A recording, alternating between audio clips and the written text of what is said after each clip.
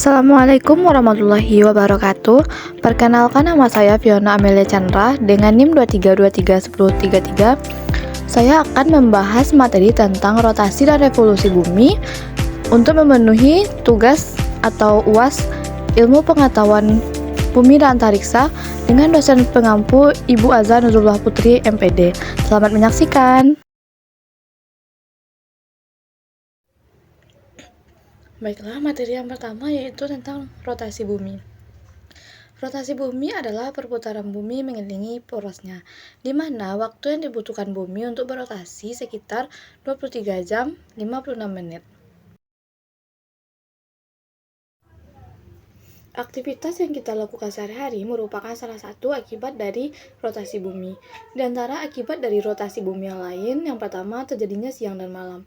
Terjadinya siang dan malam ini diakibatkan karena sebagian belahan bumi menghadap ke matahari dan sebagian bumi lagi membelakangi matahari. Akibat dari rotasi yang kedua adalah gerak semu harian matahari. Gerak semu harian matahari adalah matahari merupakan pusat tata surya yang dimana planet-planet lain mengelilingi matahari pada orbitnya. Inilah yang disebut dengan gerak semu harian matahari, di mana matahari dikelilingi oleh berbagai planet, diantaranya Merkurius, ada Venus, ada Bumi, Mars, Jupiter, Saturnus, Uranus, dan Neptunus. Baiklah, akibat dari rotasi bumi yang ketiga ada perbedaan waktu, di mana terdapat 24 daerah waktu yang ada di bumi. Selanjutnya, yang keempat ada perbedaan percepatan gravitasi. Rotasi bumi mengakibatkan perbedaan yang arahnya menjauhi dari pusat bumi. Hal ini berakibat kepada bentuk bumi yang tidak bulat sempurna. Ada bentuk tidak baku di kedua kutubnya dan mengembang pada garis khatulistiwa, sehingga diameter dari kutub bumi lebih kecil dari kutub khatulistiwa. Hal ini mengakibatkan gravitasi di daerah kutub mengalami percepatan yang lebih cepat dibandingkan dengan gravitasi di daerah khatulistiwa. Baiklah, akibat dari rotasi yang kelima adalah pembelokan arah angin, di mana gerak pembelokan arah angin dan pembelokan arus air laut ini disebut dengan efek Coriolis.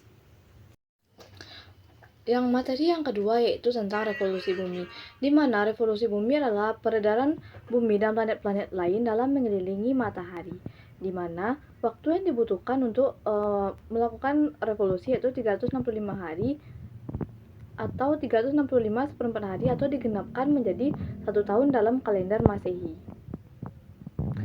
Dalam ilmu falak, perputaran bumi pada falaknya disebut dengan revolusi, di mana revolusi ini juga memiliki beberapa akibat, di mana daerah lingkar kutub utara mendapatkan sinar matahari selama 24 jam, sehingga di daerah tersebut siang terjadi secara terus-menerus.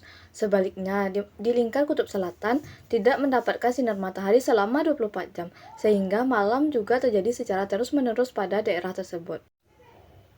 Akibat dari revolusi yang kedua yaitu pergantian musim, di mana di belahan bumi utara dan selatan mendapatkan 4 musim, yaitu musim dingin, musim panas, musim semi, dan musim gugur.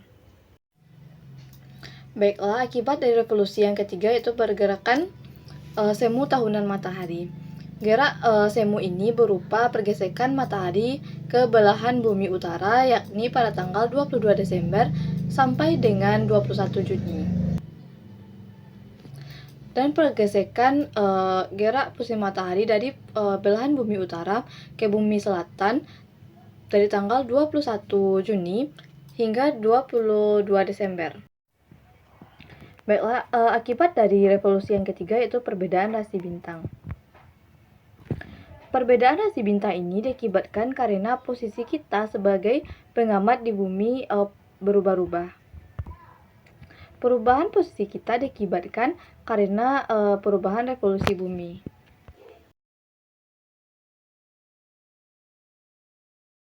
sistem kalender atau penanggalan menggunakan dua jenis. 5. Penetapan kalender Masehi. Akibat dari revolusi bumi juga mempengaruhi penetapan kalender Masehi. Berdasarkan pembagian bujur, yaitu bujur barat dan bujur timur, maka batas penanggalan internasional ialah bujur 180 derajat. Akibatnya, apabila di belahan timur bujur 180 derajat tanggal 14, maka di belahan barat bujur 180 derajat masih tanggal 13. Nah, seolah-olah melompat satu hari. Kalender Masehi ini telah digunakan selama lebih dari 4 abad. Kalender Masehi atau Gregorian Calendar pertama kali diperkenalkan pada tahun 1582 di Eropa. Perhitungan kalender Masehi didasarkan pada lamanya waktu revolusi bumi terhadap matahari, yaitu 365,25 hari. Kemudian muncul istilah tahun kabisat, yaitu penambahan satu hari di bulan Februari, tepatnya pada tanggal 29 Februari setiap 4 tahun sekali. Bencana Jepang melaporkan ada 17 warga tewas dan 90 orang terluka akibat hujan salju lebat. Kebanyakan korban jatuh dari atap atau bahkan terkubur oleh salju. Menurut BNPB Jepang, penyebab banyaknya korban berjatuhan lantaran terpeleset saat hendak membersihkan salju. Dilaporkan tumpukan salju di Jepang bisa mencapai 80 mm. Terkait hal itu, pemerintah pun mengimbau masyarakat untuk berhati-hati dan tidak sendiri saat membersihkan salju. Selain itu, dampak lain dari lebatnya salju telah menyebabkan kendaraan terdampar di jalan raya yang mengakibatkan beberapa layanan pengiriman tertunda. Di sisi lain, Badan Meteorologi Jepang mengklaim, sejak pekan lalu, hujan salju di beberapa wilayah mengalami peningkatan drastis. Disebutkan bahwa Jepang memang tengah mengalami cuaca buruk dalam beberapa tahun terakhir. Cuaca buruk juga disebut berdampak bagi moda transportasi umum di Jepang. Seperti halnya penangguhan jadwal operasional kereta api dan pesawat hingga Minggu 1 Januari 2023. Selain itu, cuaca buruk juga menyebabkan listrik padam di 20.000 rumah. Pasalnya, salju tebal telah merobohkan menara transmisi tenaga listrik di pulau utama paling utara Jepang.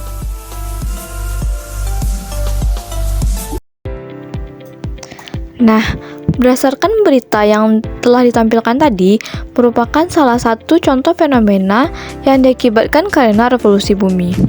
Berita tersebut menjelaskan bahwa terjadinya hujan salju yang sangat lebat di Jepang, di mana 17 orang warga tewas dan 90 orang terluka akibat hujan salju lebat. Dilaporkan tumpukan salju mencapai 80 mm. Dan pemerintah Jepang pun mengimbau masyarakat untuk berhati-hati dan tidak sendiri saat membersihkan tumpukan salju tersebut. Selain itu, di sektor perdagangan juga terjadi gangguan, di mana beberapa layanan pengiriman barang tertunda akibat adanya badai salju ini. Nah, selanjutnya, hubungan antara badai salju dan revolusi bumi, di mana badai salju ini sangat dipengaruhi oleh revolusi bumi.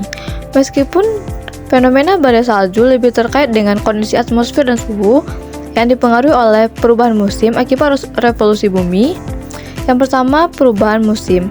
Revolusi bumi mengelilingi matahari menyebabkan perubahan posisi bumi terhadap matahari sepanjang tahun, karena sumbu bumi miring sekitar 23,5 derajat.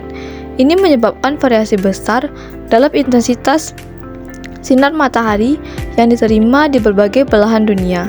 Ketika belahan bumi tertentu mengalami musim dingin, terutama di wilayah yang lebih dekat dengan kutub, suhu udara pun menurun secara signifikan.